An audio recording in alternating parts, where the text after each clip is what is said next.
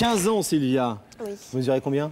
1m73. Parce que je suis belge, donc je 73. Oui, voilà. Bon, alors vous avez 15 ans, vous êtes mineur, comme Oui. évidemment la loi nous y oblige. Évidemment, vous êtes là avec l'autorisation de vos parents. Et d'ailleurs, je voudrais dire qu'il y a votre maman, Françoise, qui est derrière vous et qui soutient votre démarche. Oui, tout à fait. Et qui soutient, et je trouve ça d'autant plus joli de soutenir cette démarche-là, que votre maman est divorcée de votre papa. Oui, voilà. Depuis 1997, ils sont séparés. Oui. Que votre papa a refait sa vie avec une belle maman pour vous. Voilà. Et que une des raisons du malaise avec votre père, et l'explication du fait que vous êtes là ce soir d'ailleurs, pour le reconquérir, ce papa, eh bien c'est que cette séparation, vous ne l'avez pas forcément bien vécue. Et il y a eu quelques événements qui vous ont un peu chagriné et qui vous ont fait assez agressif vis-à-vis de votre père. Voilà. C'est bien résumé? Oui. Combien de temps que vous avez vraiment coupé les ponts avec Jean-Luc? 3 mois. 3 mois. Plus un mot, plus un coup de fil, rien. Quand il vient chercher mes frères pour le week-end, c'est bonjour, bonsoir, mais sans plus, quoi. Vous n'y allez pas? Non. Or, vous vous entendiez très bien jusqu'à présent avec votre père. On était très proches et... Oui, une fille et son père très liés, très complices, qui soudain, par ce qu'on appelle souvent ici sur ce plateau, les histoires des grands, les histoires des grandes personnes, les divorces, les séparations, eh bien tout d'un coup, c'est une suite d'incompréhensions, de malentendus qui aboutit à la brouille que vit aujourd'hui Sylvia et qui motive sa démarche. Cette histoire de Sylvia et de son père Jean-Luc, on la regarde tout de suite. Un cœur qui bat dans le ventre de maman, c'est Sylvia. Petite dernière d'une famille de 3 enfants, Sylvia, enfant rieuse, qui fait ses premiers pas dans la vie aux côtés de papa. La petite fille grandit et les années passent, c'est le temps du bonheur où on est tous ensemble. Insouciance, maison de l'enfance où l'on construit jour après jour les souvenirs d'une famille unie et heureuse. Mais ce temps-là sera bientôt révolu.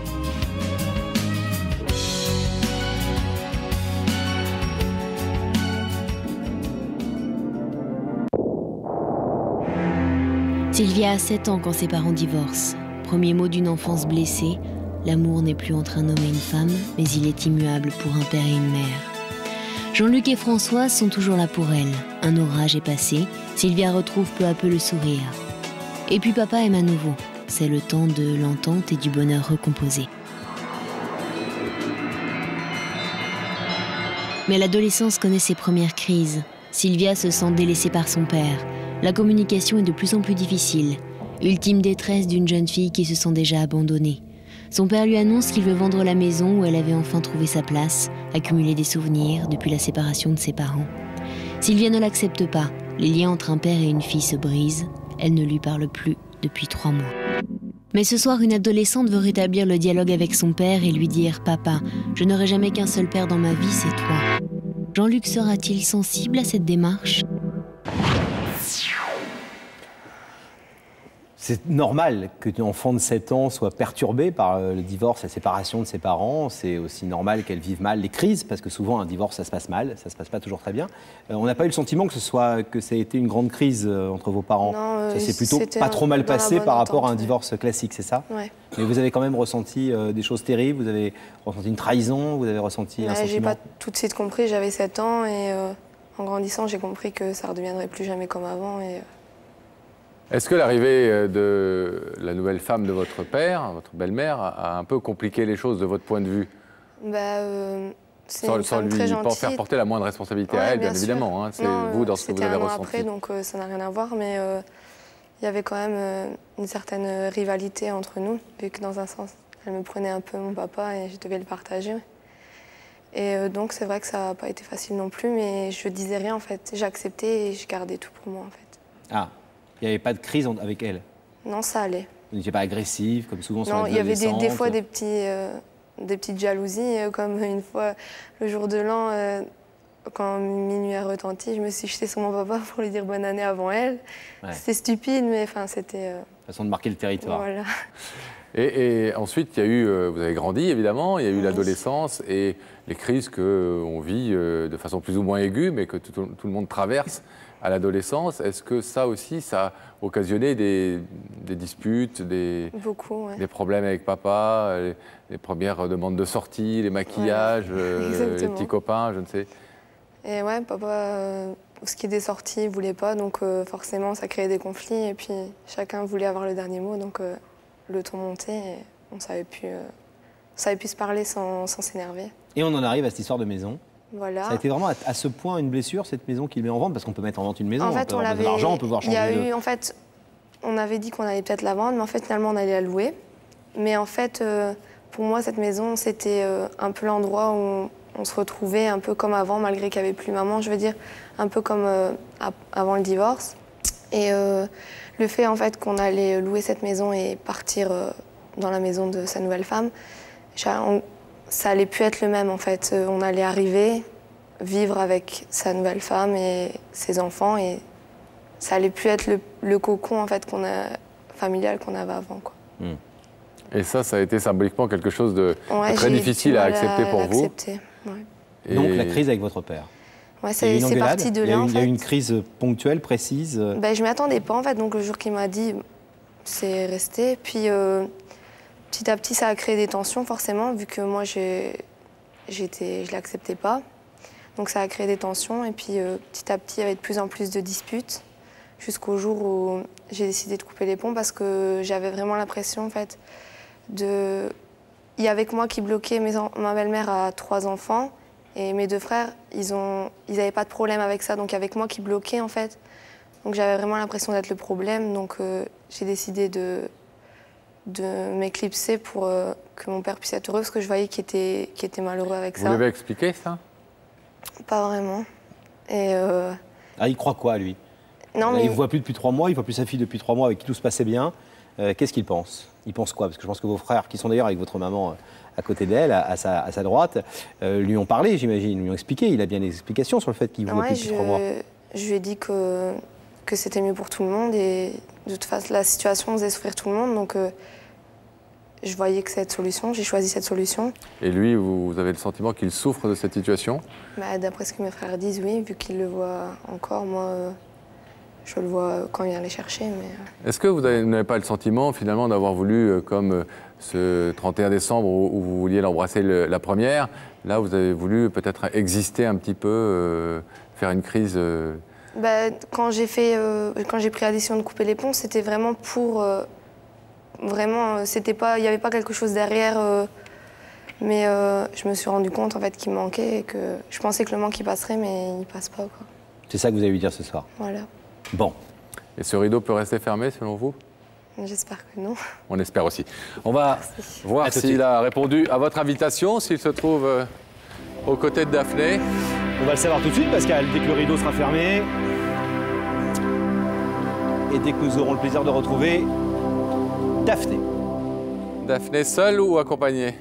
Accompagnée de Jean-Luc. Bonsoir Jean-Luc. Bonsoir Daphné. Comment allez-vous? Très bien. Ça va? Oui, très très bien. Alors Jean-Luc, vous êtes belge? Oui. Vous venez d'où exactement? De Tournai, à 25 km de Lille. D'accord. Et vous me disiez aussi autre chose. Il y a une chose pour vous qui passe avant tout dans votre vie. C'est mes enfants. C'est vos enfants. Oui. Vous êtes un papa poule alors? Oui, très papa poule, oui. Ouais. Combien d'enfants vous avez, Jean-Luc? 3 enfants. Ah, c'est une grande famille. Garçon, fille? 2 garçons, une fille. Eh bien, Daphné, si vous voulez que Jean-Luc nous rejoigne, nous, on est prêts à l'accueillir. Ça marche. Jean-Luc, je vais vous demander de vous lever, de suivre Sam, et la vérité est au bout du couloir. Merci.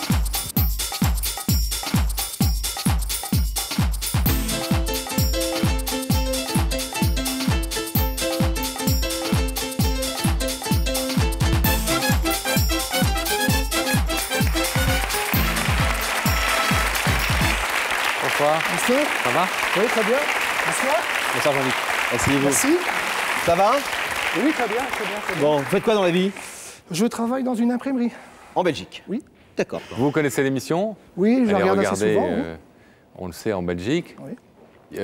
Jean-Luc, quelqu'un est venu vous parler ce soir, de France ou de Belgique, ou d'ailleurs. Vous allez le découvrir dans quelques instants, si vous le souhaitez. Toute petite, enfin pas sûre. Bon, des problèmes avec des anciens amis, des gens dont vous auriez imprimé les journaux qui ne seraient pas contents? Non, pas du tout. Bon. Non. Alors, est-ce qu'un indice peut peut-être vous mettre sur la voie? En tout cas, il nous permettra de mieux vous connaître par la réponse que vous allez donner à cette question que je vous propose de regarder tout de suite. Jean-Luc, es-tu plutôt rancunier ou pardonnes-tu facilement? Ah. Je pardonne facilement. Pas rancunier. Non. Vous êtes quelqu'un de Vous avez un caractère facile, en tout cas, vous pensez en avoir un? Non, j'ai pas Non. un caractère facile. Oui, emporté, soupolé. Ça arrive, oui. Et vous avez donné à vos enfants une éducation stricte ou plutôt assez cool? Non, assez l'éducation que je devais leur donner. C'est-à-dire? Il est normand, il est pas belge. Strict, ouais. Strict. Ouais. Bon, genre on sort pas, il y a des Non, horaires, on oui, mange voilà, à telle heure, tout à fait. on répond pas mal à ses parents, Voilà. on se tient bien à table. Tout à fait. Tout ce que Pascal aurait dû avoir comme éducation et que malheureusement, il n'a pas eu. Jean-Luc, est-ce que ce caractère un peu emporté vous laisse quand même ce soir la possibilité de regarder sereinement qui se trouve de l'autre côté du rideau? Bien sûr, je suis venu pour ça. Oui? Oui. Alors, si vous en êtes d'accord, on va demander à Gabriel Coteau d'ouvrir la connexion avec l'autre côté du plateau pour que vous puissiez voir la personne qui nous a demandé de vous faire venir.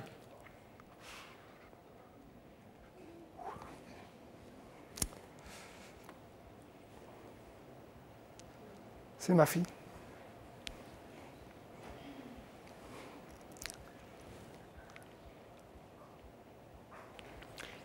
Jean-Luc, est-ce que vous voulez savoir ce que votre fille Sylvia est venue vous dire ce soir? Bien sûr. Très courageuse jeune femme, quoi qu'il en soit, à 15 ans, c'est rare de venir comme ça sur un plateau de télévision, faire Pour venir parler son à son père. père. Vous êtes prêt à l'écouter? Oui, Très ému en tout cas, Jean-Luc. oui, très ému. Sylvia, c'est à vous. Bonsoir, Bonsoir. merci d'être venu. Si je t'ai invité sur le plateau ce soir, c'est avant tout pour m'excuser pour le mal que j'ai pu te faire. Je sais que ça n'a pas été facile. Tu sais que... Ne pleure pas, je vais pas y arriver sinon. Tu sais que le divorce n'a pas été facile pour moi. Que j'ai eu du mal à l'accepter même si je disais rien.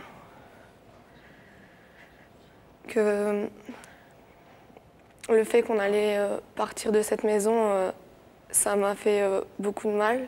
Parce que c'était un peu l'endroit où on se retrouvait un peu à quatre encore, comme notre famille d'avant, même s'il n'y avait plus maman.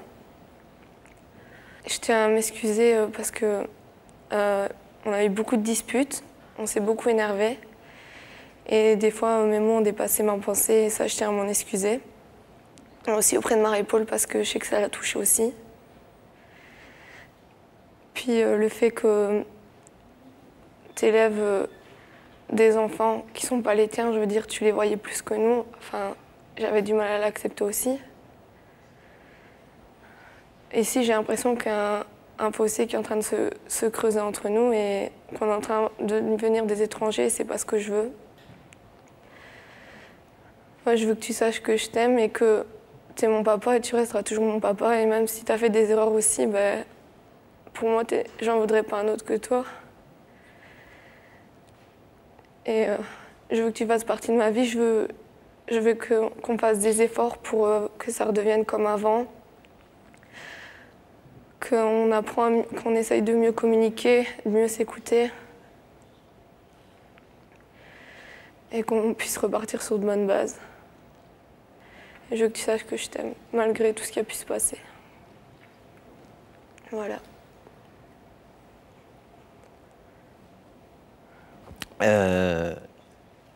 Vous ne vous attendiez pas à cette démonstration de Non. courage et j'allais dire d'intelligence parce que c'est rare qu'à 15 ans, on ait déjà la capacité d'analyser tout ça. Il a dit des choses très fortes que beaucoup d'enfants divorcés ou que de gens divorcés doivent ressentir et vivre. Vous êtes touché? Très touché.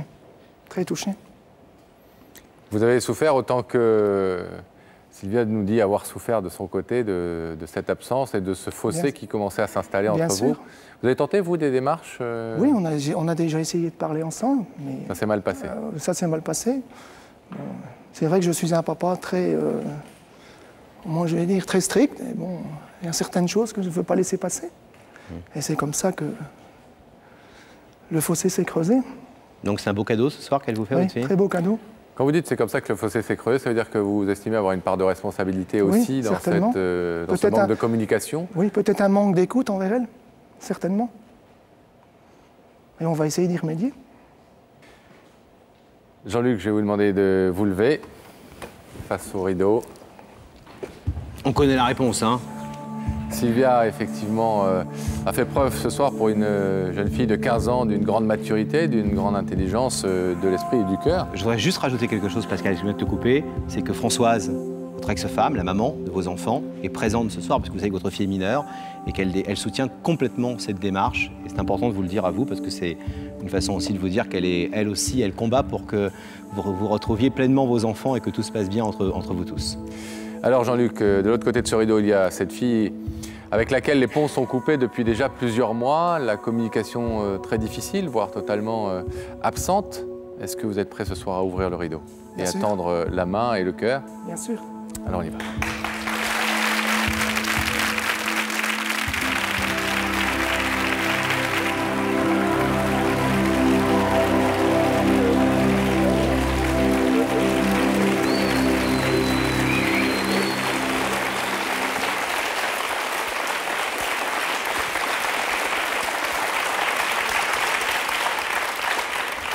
Bon, les divorces, c'est jamais simple. Les histoires d'amour qui s'arrêtent entre les grands, bah, ça fait du mal aux enfants parfois. Et puis on se construit avec ça, et puis on grandit avec ça, et parfois on est plus fort avec ça. Et puis il faut surtout que les gens s'aiment et se respectent, et ça se passe généralement bien. Et respecter le choix de l'autre, y compris de ses parents, c'est déjà grandir et devenir mûr soi-même, et c'est un combat qu'on doit tous faire. Françoise, elle est émue, la maman. Il y a vos deux garçons derrière également qui ont accompagné. Venez les garçons si vous voulez. Et venez, et Françoise. Et Françoise aussi, allez. Venez Françoise.